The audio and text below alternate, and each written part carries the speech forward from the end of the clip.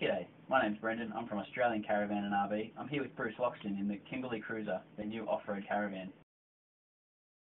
After the success of the Kimberley camper, Bruce, the caravan was sort of the natural progression, but this is something else entirely. Where did you get the inspiration from? Yeah, thank you, Brendan. Well, the caravan came about to have a unit with no canvas. So customers wanted the same folding concept. Our goal is always to have something small when you travel, but big when you're camping. And the challenge was, how do you do that without any moving parts? How can you actually achieve that same concept without having anything unfold or slide outs or whatever? So when we came up with the concept here, it was how do we create the feeling of a very lean-to-toe, lightweight, as we call it, and aerodynamic, so that it doesn't feel like it's so big, but when you actually set up camp, it's big. And that was the goal, to come up with a product for our customers that could do that. Yeah, great. Okay. For years, the Kimberley products have had a focus on sustainability and self-sufficiency. Why is that such an important thing for the Kimberley Group and its customers? Well, we think long-term that the sustainability and an eco-focus will promote better camping. It'll get more people out off-road. The national parks will allow more people to stay, more people to go there. You just generally get a much better experience when you're camping. Plus, the sustainability is also about towing as well, so you've got to focus as much on the aerodynamics as you are on the actual unit. But what was interesting with the caravan here is most people would think you'd start with the chassis or start with the layout or start with other elements in the design, but in fact we didn't, because we came up with the concept. We knew that the energy consumption of this unit was going to be very high. You know, the freezer alone there takes, it's about 5 amps an hour, 6 amps an hour. You've got a fridge running there. We've got the DVD. We've got many other devices on here, water pumps. So in fact, we had to take a year out before we started the design, concentrating on lightweight solar and lithium batteries. And we spent at least a year working on those two aspects of it before we started on the actual Kruiser design. So what started off building a unit that's a 20-foot caravan required us to take a side journey for a year and quite a big investment. So the batteries alone are over $250,000 of investment on our part to get that perfect. So we've been running the batteries now for a year. When we were satisfied with that technology, we've been running the super thin solar for a while. Once we are satisfied with that, because without those technologies, this product wouldn't exist. Okay, great. We were expecting to see the Kimberley Kruiser at the Sydney show a few months ago. Was that sort of development process part of the reason it was delayed until now?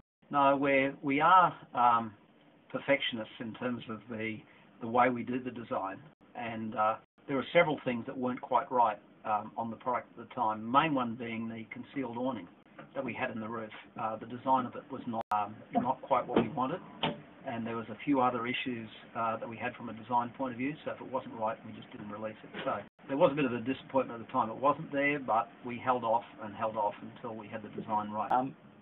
Plenty of people would have thought you mad when you introduced a $50,000 10-ton wheels to the market, but these days you can't really go anywhere remote without seeing a Kimberley camper. Why are people so prepared to spend so much on camping, what was essentially a budget holiday experience? Well, there's two aspects to that. One is that if you buy a $50,000 unit, most people, when they sell it in 3 or 4 years' time, will get $49,000 or get very close to their money back on the unit.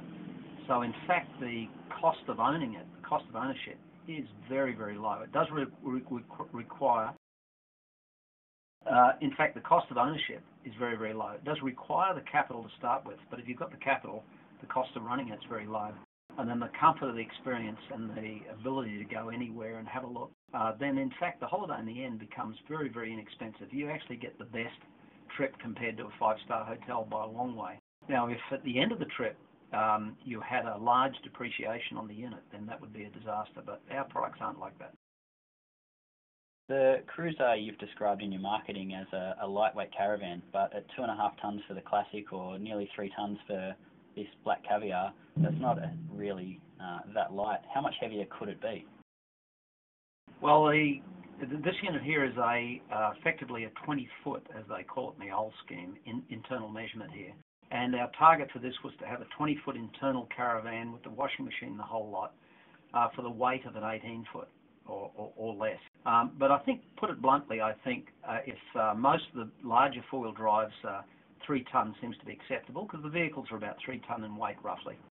3 tonne's acceptable today. I think tomorrow it's going to be 2.5 tonne, and I think in 10 years' time it'll be 2 tonne. Now we already have a product in that lighter weight category with our caravans less than at 2 tonne or less. It'll get lighter and lighter. So we're after a product here heavier than 2 tonne, probably in the 2 tonne, 2.5 tonne to 3 tonne range today. But the trend is all these will get lighter and lighter and lighter.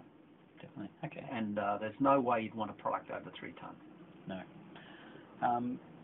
Unlike the auto industry, which has a fair bit of money behind it for research and development, the RV industry is a little bit smaller in scale.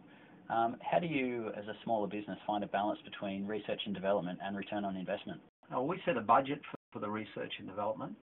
We're a little bit lucky in that we separate the R&D projects from the mainstream of production. We have a general manager at the factory that focuses on mainstream production, customers, and the supply chain for production. And then myself and a couple of others concentrate on the development side. So we actually separate in the business. We couldn't create this product if, in addition to creating it, I was running the business. It just wouldn't happen. It's like any business, you actually have to take the people out of the mainstream as well. It's more than just money. And it's time, it's a lot of trips, it's a lot of deep research. I've had the benefit, certainly with this product, I'm chairman of a defence company, and certainly when it came to the superlight solar and the lithium batteries, talking to the head of their R&D team in that field, put me on the straight and narrow very, very quickly into what sort of technology that we needed to have and how to go about it. So, that the networking in that is quite strong that I've got. Great. And with all that research and development, is this the future of caravanning in Australia? Well, we'd like to think it is. We think we're trying to change the rules of the game in caravanning here. We're trying to change it so you see more of the outside, so people can experience more of Australia.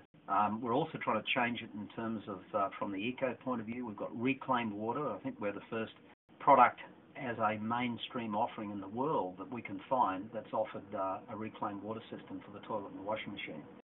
And water's a precious commodity. I mean, in the past, people have just thrown more and more tanks at trying to solve the problem, which is dead weight. So it's not just the shape of it; it's also in the lightweight roof. The whole structure of it here is quite different. The windows, of course, are stunning, but the feeling of space in here, it gives you an incredible feeling of spaciousness. And at the end of the day, when you're out there with the beautiful view, this is just a shell. You want to sort of enjoy the view, take it all in. You don't really want to be looking at a caravan. So in a way, as beautiful as it is, we don't really want you to see it. We want you to see the bush. Great. And lastly, you're on a roadshow at the moment. You're showing this to all your dealers around Australia. Once you finish that and you've got a bit of time out, where in Australia do you want to tour with this thing? Well, I'm a Queenslander. So I have a favourite spot where I go fishing, and in fact, we will go there in one of these and test it out. And so I tend to be more coastal, more fishing. But after that, it's definitely the Kimberleys. There's no other place like it in the world. Too easy. Thanks very much for your time, Bruce. You're welcome. That's all we've got for the moment. I'm Brendan from Australian Caravan and RV. Thanks for watching.